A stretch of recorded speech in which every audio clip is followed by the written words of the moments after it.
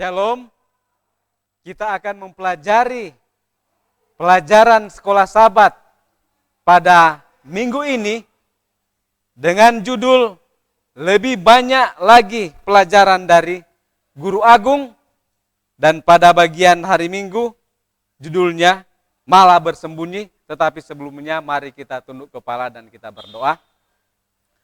Bapa kami yang di sorga, urapi hamba-Mu untuk menyampaikan kebenaran firman Tuhan lewat pelajaran sekolah Sabat. Ampun dosa kami, dalam nama Yesus Juru Selamat kami. Amin.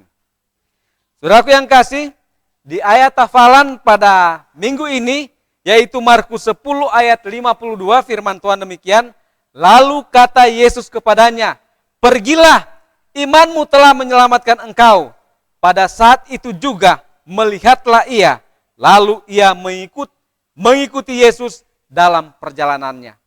Nah, saudaraku yang kasih, di dalam kehidupan sehari-hari ada banyak hal-hal yang kita lihat sepertinya kita tidak enak untuk melihatnya. Kita melihat begitu banyak penderitaan di mana-mana, begitu banyak orang-orang yang sakit, begitu banyak orang-orang yang sudah mati. Dan ini kita secara manusia tidak sanggup untuk menerimanya.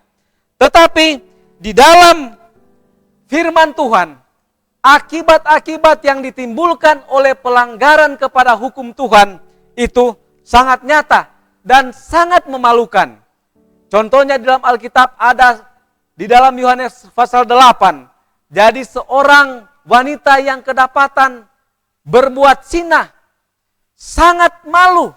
Begitu juga Raja Daud, pada saat dia kedapatan juga diketahui dia berbuat zina, menjadi sangat malu. Nah, bagaimana dengan kehidupan daripada Adam dan Hawa yang pada waktu Tuhan ciptakan sangat sempurna, tetapi akhirnya mereka juga malu. Itu kita bisa baca dalam Kejadian pasal 3 ayat 1 sampai 11. Kita sudah tahu ceritanya. Terkadang orang berpikir, itu yang dimakan itu buah apa itu yang Tuhan larang? Buah pohon pengetahuan yang baik dan yang jahat itu kenapa tidak boleh dimakan? Apa itu dia memiliki suatu kuasa yang lain? Atau ada rasa apanya? Apa itu rasanya beda dengan buah-buahnya yang lain? Ada orang menganggap bahwa itu adalah buah apel. Tidak demikian, saudara. Buah itu pada dasarnya sama dengan buah-buah yang lain.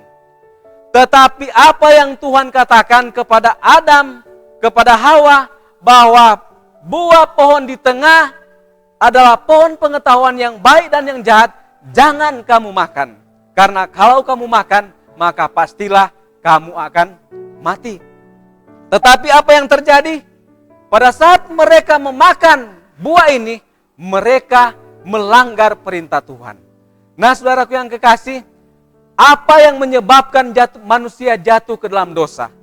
Mereka jatuh ke dalam dosa itu karena mereka tidak percaya akan Tuhan, percaya akan firman Tuhan. Mereka dipersalahkan bukan karena mereka mempercayai satu kebohongan, tetapi mereka tidak mempercayai kebenaran dan kemudian mereka mengabaikan kesempatan untuk mencari kebenaran. Nah, apa yang terjadi dengan Adam dan Hawa? Kenapa Tuhan datang mencari? Hai manusia, hai Adam, hai Hawa, di manakah engkau? Apa Tuhan tidak tahu bahwa Adam dan Hawa ini kemudian dia mau mencari, mau bertanya? Tuhan sudah tahu. Tetapi Tuhan mau memastikan bahwa keadaan mereka, supaya mereka menyadari bahwa mereka sudah berdosa. Dan Tuhan datang kepada manusia yang sudah berdosa. Saudara, keadaan manusia yang berdosa, mereka tidak sanggup datang kepada Tuhan. Oleh sebab itu Tuhan yang langsung datang kepada manusia. Nah, selanjutnya dinyatakan di dalam Roma 5 ayat 11 sampai ayat yang ke-19.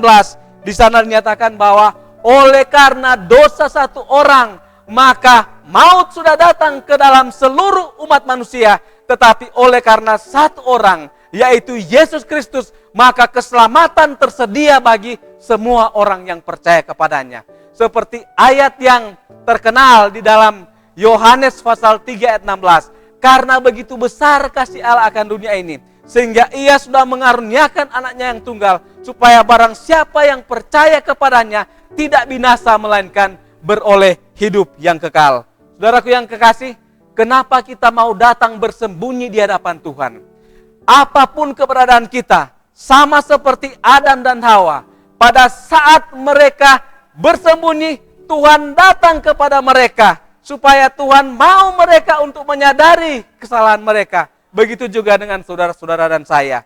Di dalam keadaan kita yang berdosa, Tuhan mau datang kepada kita. Pada saat kita minta tuntunan Roh Kudus untuk selalu mau hidup dekat dengan Tuhan, maka Tuhan akan membaharui keberadaan kita yang berdosa, dan kita boleh hidup di dalam kebenaran, yaitu penurutan kepada hukum-hukum Tuhan, dan itu dijamin oleh Tuhan sendiri lewat Roh Kudus yang akan memberikan kemampuan kepada kita dari jalan keberdosaan kepada jalan keselamatan.